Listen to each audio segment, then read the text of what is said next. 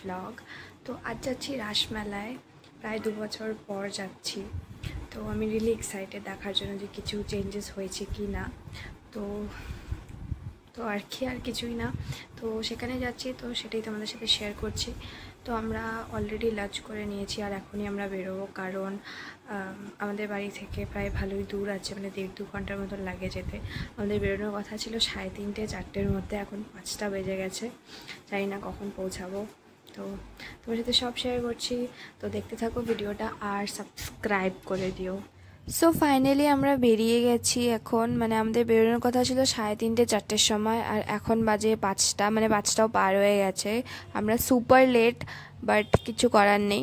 তো এখন বেরিয়েছি, আমাদের বাড়ি থেকে 1.5-2 ঘন্টা লাগবে যেতে। আর আমাদের আজকে সানডে, আজকে তো রাস্তায় প্রচণ্ড জ্যাম থাকবে।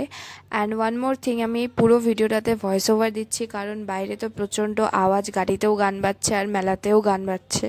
তাই আমার কাছে যেহেতু প্রপার কোনো মাইক নেই, তাই আমি ওভাবে কোনো কিছু রেকর্ড করতেও পারিনি। তাই আমি পুরো ভিডিওটা মিউট করে এখন আমি ভয়েস ওভার দিচ্ছি, সরি ফর দ্যাট। বাট তোমরা ভিডিওটা দেখতে থাকো, আমি তোমাদের সাথে দেখা হচ্ছে ডিরেক্ট রাসমেলায় গিয়ে।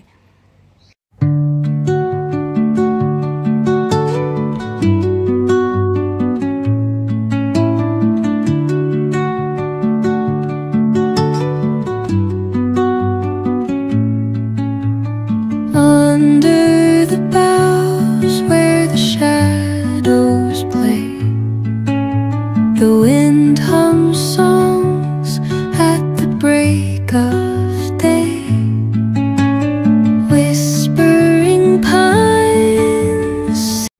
সো আমরা ফাইনালি পৌঁছে গেছি। তো এখন প্রায় 7টার মতন বাজে, আর আমরা ফার্স্ট স্টপ নিয়েছি চা খাওয়ার জন্য। তো চায়ের সাথে একটা সিঙ্গারাও নিয়েছিলাম, ওখানে লোকগুলো বলছিল যে খুব ভালো খেতে, টেস্ট করে দেখতে পারেন। তো অ্যাকচুয়ালি ভালো ছিল, আর ভাঁড়ের চা তো আমার অলওয়েজ ভালোই লাগে। দেন এটা কমপ্লিট করে চলে গেছিলাম মেলার দিকে।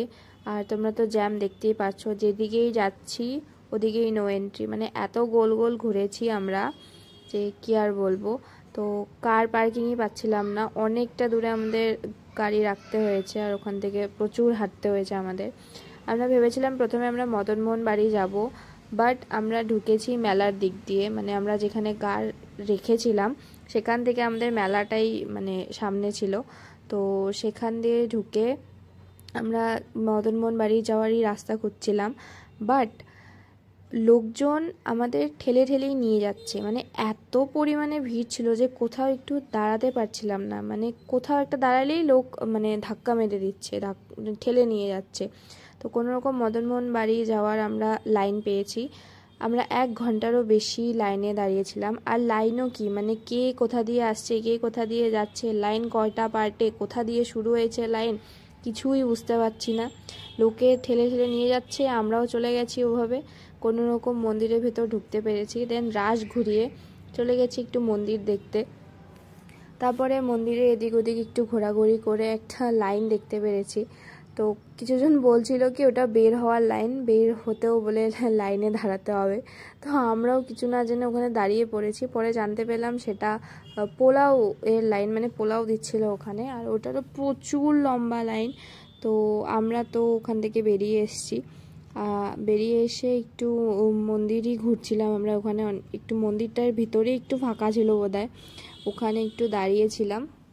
দেন ওখানে দাঁড়ানোর পর ভাবলাম ওখান থেকে বেরিয়ে যাই, মানে এত গরম লাগছিল, মানে আমরা সবাই সোয়েটার পরে এসেছিলাম, বাট ঘেমে আমরা সবাই ঝোল হয়ে গেছি। এত ভিড়ে ঠেলাঠেলি করলে কি আর ঠান্ডা লাগবে বলো। তো সেখান থেকে বেরিয়ে চলে গেছিলাম আমরা একটু খেতে বলতে কি, মানে মেলায় দেখো আমি আসি মেলায় খাওয়ার জন্য, কিন্তু যে কোথাও একটা খাওয়ার দোকানে দাঁড়িয়ে দেখবো কি আছে না আছে বা কিছু জিজ্ঞেস করব, মানে এত ভিড়। প্রথমে তো মানে খাওয়ার দোকানের সামনে তো ভিড়ই, আর তার মধ্যে রাস্তাতেও ভিড়, লোক ঠেলেই নিয়ে যাচ্ছে, কোথায় আর দাঁড়াবো, দাঁড়ানোরই চান্স পাচ্ছি না। তাও কোনো রকম ফাইনালি একটা ভাপা পিঠার দোকান দেখতে পেয়েছি। আমার মা খুব ভাপা পিঠা খেতে ভালোবাসে, তো আমরা নিয়েছি। 15 টাকা করে বলছিল, বাট আমরা 4টে নিয়েছি। 4টে তো বললো 50 টাকা দিলে হবে। তো ওখান থেকে ভাপা পিঠে নিয়ে দেন আমার খুব চাট খেতে ইচ্ছে করছিল। মেলায় গিয়ে চাট খাবো না এটা তো হতেই পারে না।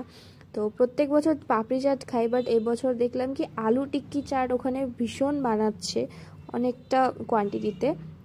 তো আই থিঙ্ক ওটা ভালো বানায়, ডিমান্ডে আছে। তো আমিও সেটাই নিলাম, 80 রুপিসের মতন নিয়েছে। আমি আগে কোনোদিনও খাইনি আলু টিক্কি চাট, বাট খেতে ডিসেন্ট ছিল, মানে খুব একটা খারাপও না আর খুব একটা আহামরি ভালোও না। তো সেটা খেয়ে মেলা আর একটু ঘুরে আমরা বেরিয়ে এসেছি। কী কী কিনেছি সেটার আর ক্লিপস নেওয়া হয়নি, কারণ আমি প্রচুর টায়ার্ড হয়ে গেছিলাম। তো মেলা থেকে বেরিয়ে তারপরে আবার গাড়ি খুঁজে পাচ্ছি না, মানে কোন রাস্তায় আমরা ভুল রাস্তায় ঢুকে পড়েছি, এখন গাড়ি খুঁজে পাচ্ছি না। আধা ঘন্টা থেকে তো আমরা ওটাই খুঁজলাম। দেন কোচবিহার থেকে বেরিয়ে আমরা কোনো একটা হাইওয়েতে কোনো একটা রেস্টুরেন্টে আমরা ঢুকেছিলাম ডিনার করতে।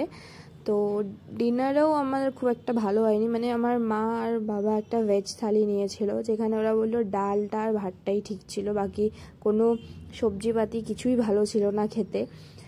আর আমি আর দাদা নিয়েছিলাম একটা চিকেন কষা আর ফ্রাইড রাইসটা চিনিতে একদম ভরপুর ছিল। আমি একদম মিষ্টি খেতে ভালোবাসি না, তো আমার তো একদমই ভালো লাগেনি। মেবি যারা হয়তো মিষ্টি খেতে ভালোবাসে তাদের ভালো লাগতেও পারে। আর চিকেন কষাটাও দিয়ে কেমন যেন একটা স্মেল আমার লাগছিল, তো আমি ওটাও খাইনি ওর জন্য। মোট কথা আমার ডিনার একদম খারাপ হয়েছে। তো সেটা কমপ্লিট করে আমরা ওখান থেকে বেরিয়ে গেছি। ওখান থেকে বেরোতে প্রায় 1:45 মতন বেজে গেছে। তো লেটও করেছিল ওরা খুব। দেন ওখান থেকে আমরা সোজা বাড়ির দিকে রওনা দিয়েছি। অ্যান্ড আমাদের বাড়ি পৌঁছাতে লাইক ওখানে প্রায় কটা বেজে গেছে, 2টোর মতন বেজে গেছে আই থিঙ্ক। আমি এসে ঘড়িও দেখিনি, সোজা ঘুমিয়ে পড়েছি। আমি ভীষণ টায়ার্ড হয়ে পড়েছিলাম। তো এখানে তো তোমরা দেখতেই পাচ্ছ, আর এত কুয়াশা ছিল, মানে আগে কিছুই দেখা যাচ্ছে না। আমরা কিভাবে এসেছি আমরাই জানি। এনিওয়ে, তো that's it for today's blog. যদি ব্লগটা ভালো লেগে থাকে একটা লাইক করে দিও আর সাবস্ক্রাইব করে দিও।